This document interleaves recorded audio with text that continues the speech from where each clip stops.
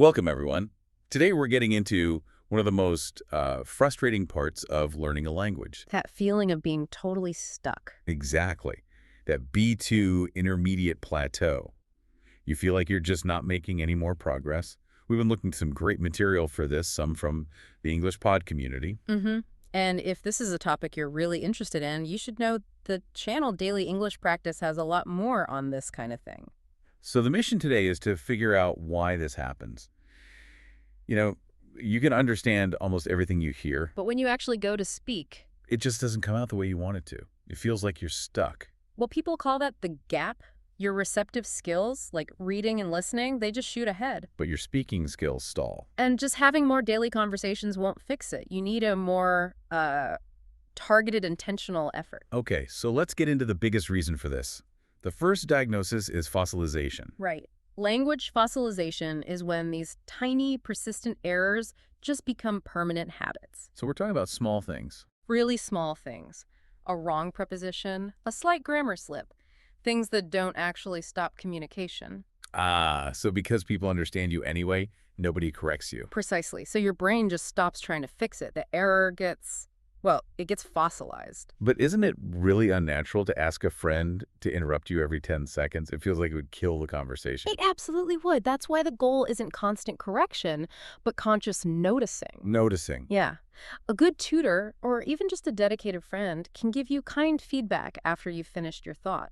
That's what helps you notice the gap between what you said and what a proficient speaker would say. Okay, so that helps fix the small errors. But what about the big picture? You still need thousands more words to get to C1. You do. The jump from B2 to C1 is huge. Maybe from 3,000 words to 5 or even 6,000. And the sources we looked at are clear. It's not just about memorizing word lists. It's about collocations. Exactly. Collocations are just the words that naturally sound right together. Like, we say blonde hair, but we'd never say blonde car. You'd say a yellow car. Right. And using the wrong pairing, even if it's technically understandable, it just sounds off. It immediately marks you as a learner. So how do you learn them? You have to consume media on topics you know nothing about. Get out of your comfort zone. Read about, architecture or mechanics or academic subjects. That's where you're forced to learn new words in their natural context. This reminds me of another point Mm-hmm. about fluency versus complexity.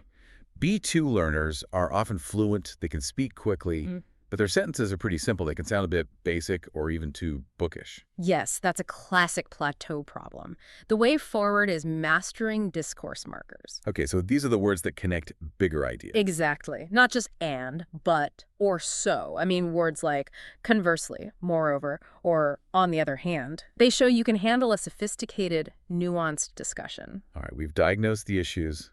Let's talk about some actual active strategies. What can you do right now? I think one of the most powerful techniques is shadowing. I've heard of this. This is where you listen to a sentence and then repeat it at the exact same time. At the exact same time, you try to match everything, the tone, the rhythm, the intonation. It's training your mouth and your ears together. That feels connected to the bigger goal, which is you have to stop translating in your head. You have to. You need to force your brain into English mode. You can start small. Just narrate your daily tasks in your head in English. And what about that tip with the dictionary? Ah, that's a great one. Switch to an English-only dictionary. When you look up a new word, you get the definition in English, using other English words. It completely bypasses your native language. That makes so much sense. Okay, and what about listening? Just having English on in the background isn't enough, is it? That's passive listening. It helps with familiarity, but for growth, you need active listening. Meaning full attention. Full attention, taking notes, summarizing what you heard. There's a great technique. Listen to the same audio 3 times. First, for the general idea. Second, for new vocabulary. And the third time, you shadow it. You shadow it. And always try to use a transcript when you can. It helps you connect how words sound, like want to becoming wanna, to how they're actually written. So really, the key to C1 is moving beyond just communicating. It's about demanding complexity and accuracy from yourself. And being consistent. Doing these things daily, even for just a little while. All right, let's leave you with a final thought to think about. Okay. The best way to measure your progress is to find an old piece of audio, maybe something you listened to 6 months ago that you found really difficult. And just listen to it again. Listen to it again. If it seems easy now, that's your proof. your brain has successfully restructured itself. That's a great way to see real progress.